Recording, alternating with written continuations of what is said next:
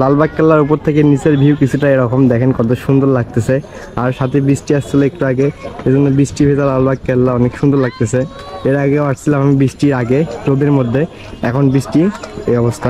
মনে আছে ক্যামেরা আনা যাবে না, কিন্তু মোবাইল দিয়ে ভিডিও করা যাবে। আসলে সেখানে সকালে একদল আসে ব্যায়াম করার জন্য, তাছাড়া যারা ঘুরতে আসে 10:45 থেকে 5:45 পর্যন্ত। এখান থেকে কিছুটা ভিউ এরকম, দেখুন কত সুন্দর লাগতেছে। এর নতুন দর্শনার্থী হচ্ছে এইদিকে, ওনাকে জিজ্ঞাসা করতেছি আমি কয় টাকা নিচে, ওনার কাছে লুকাই আছে। এই ভাই, গাইস আমার পিছনে যে পুকুরটি দেখতে পাচ্ছেন এটা হচ্ছে বড় একটি পুকুর। গাইস আমরা এখন যাচ্ছি নিচ থেকে উপরে, পাহাড়ে উঠতেছি, লালবাগ কেল্লার পাহাড়।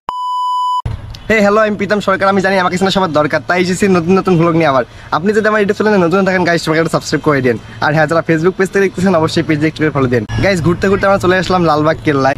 আজকে আমার ব্লগে আছে আমার বড় মামার বড় ছেলে, এই যে এদিকে দেখাচ্ছি আপনাদের, এই যে বড় মামার বড় ছেলে পার্থ সরকার। কিন্তু সে টাইটেল লাই বিশ্বাস, কষ্ট একটাই, কিন্তু আমাদের আটকাই দিছে, স্ট্যান্ড আটকাই দিছে। ব্যাপার না গাইস, 22 নাম্বার সিরিয়ালে যেহেতু আটকাই আছে, আর গিয়ে আমরা নেব। গাইস আমরা এখন আছি লালবাগ কেল্লার সামনে, গেটের সামনে দাঁড়িয়ে আছি। এই যে টিকিট কাটার জন্য যাইতে হবে, এই লম্বা লাইন দিয়ে যাইতে হবে ভেতরের দিকে। এখন এখানে টিকিট কাটার জন্য এই লাইনে দাঁড়াতে হবে, আমরাও লাইনে দাঁড়াই, গিয়ে দেখি টিকিটের মূল্য কত করে। আপনাদের সাথে শেয়ার করতেছি, চলেন ভেতরে যাই।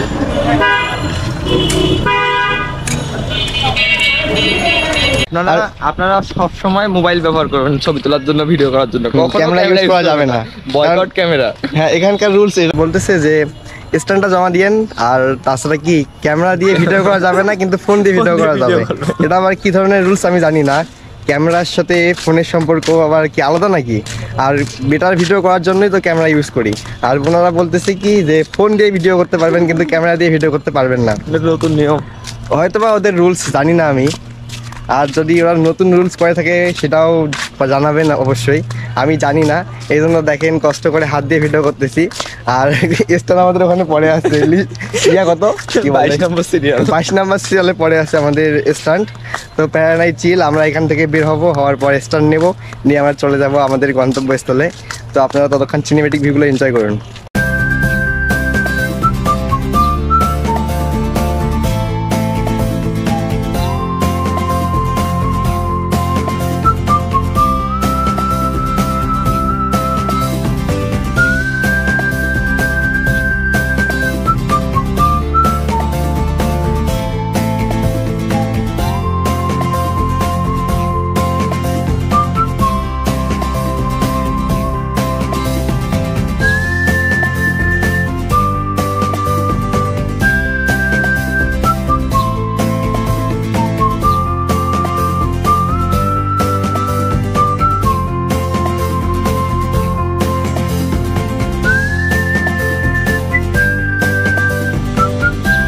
এখানে যখন বৃষ্টি হয় জল মনে হয় ভর্তি হয়ে থাকে, আর অসাধারণ লাগবে তখন। দেখেন যদি জল থাকে এখানে আপনারা বসে বসে পা দোলাতে পারবেন, সুন্দর একটা অবস্থা।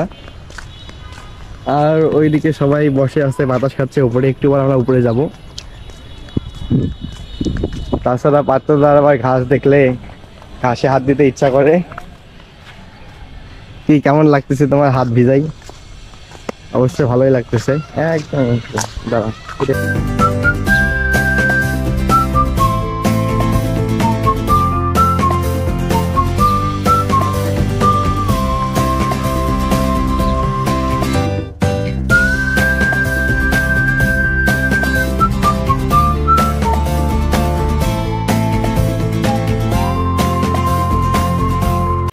গাইস আমার পিছনে যে পুকুরটি দেখতে পাচ্ছেন এটা হচ্ছে বড় একটি পুকুর। এত বড় আবার বড়, বেশি বড় না, অনেক বড়। কে বলছে বেশি বড় না? গর্ত বেশি, হলো পুকুরটা অনেক বড় একদম। না এইটুকু জায়গার মধ্যে এই পুকুরটা অনেক বড় সেটা মানা যায়, ঠিক আছে, কিন্তু একদম অনেক বড় সেটাও আবার না, তবে বেশ মোটামুটি ভালোই আছে। আর এটাই হচ্ছে লালবাগ কেল্লার পুকুর, দেখতেই পাচ্ছেন। কেন জানি সব বৃষ্টির জলগুলো শুকিয়ে গেছে সব জায়গায়, এজন্য মনে করেন কেমন লাগতেছে, শুকনা শুকনা লাগতেছে।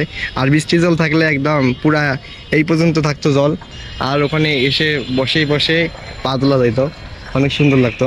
আর ওখানে কে কে জানি ভিডিও করতেছে, বা অনেক সুন্দর টিকটক করতে। গাইস আমরা এখন যাচ্ছি নিচ থেকে উপরে, পাহাড়ে উঠতেছি, লালবাগ কেল্লার পাহাড়। আর সাথে ঘাসগুলো ভেজা, একটু পর আমরা খালি পায়ে হাঁটবো ঘাসের মধ্যে।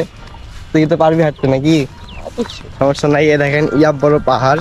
ও পাহাড় পিছাইস না। যে এখান থেকে উঠতেছি আমরা পাহাড়ের মধ্যে, এই অবস্থা দেখেন। পাহাড়ে অভিযান করতেছি। বাহ, এখান থেকে আবার নিচে নেমে যাবো। এত কষ্ট করে উঠলাম, আবার নিচে নেমে যাচ্ছি। কত নিচু আর পিচ্ছিল। এখান থেকে যদি আমরা পড়ে যাই, আমাদের জীবন একদম বাঁচানো মুশকিল। অনেক জীবনের ঝুঁকি নিয়ে আমরা উপরে উঠতেছি, দেখি কি হয়। যদি আবার পড়ে যাই পিচ্ছিল করে, এই দেখেন পিছলা আছে কি না। অনেক কষ্টে উঠলাম। আরে ইয়ার, অনেক কষ্টে উঠে পড়েছি আমরা। এই সেই হচ্ছে লালবাগ কেল্লার পাহাড়। উপর থেকে নিচের ভিউটা দেখুন গাইস। ঘাসগুলো দেখুন, একদম ভেজা ঘাস।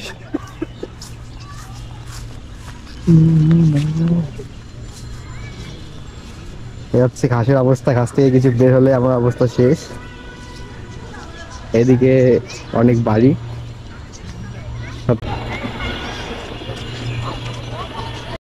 গাইস আমরা এখন যাচ্ছি সুড়ঙ্গের নিচে। কি খুঁজতে যাচ্ছি? কিছু না, নামতে যাচ্ছে গুপ্তধন খুঁজে। দেখি গুপ্তধন মেলে কিনা আমাদের।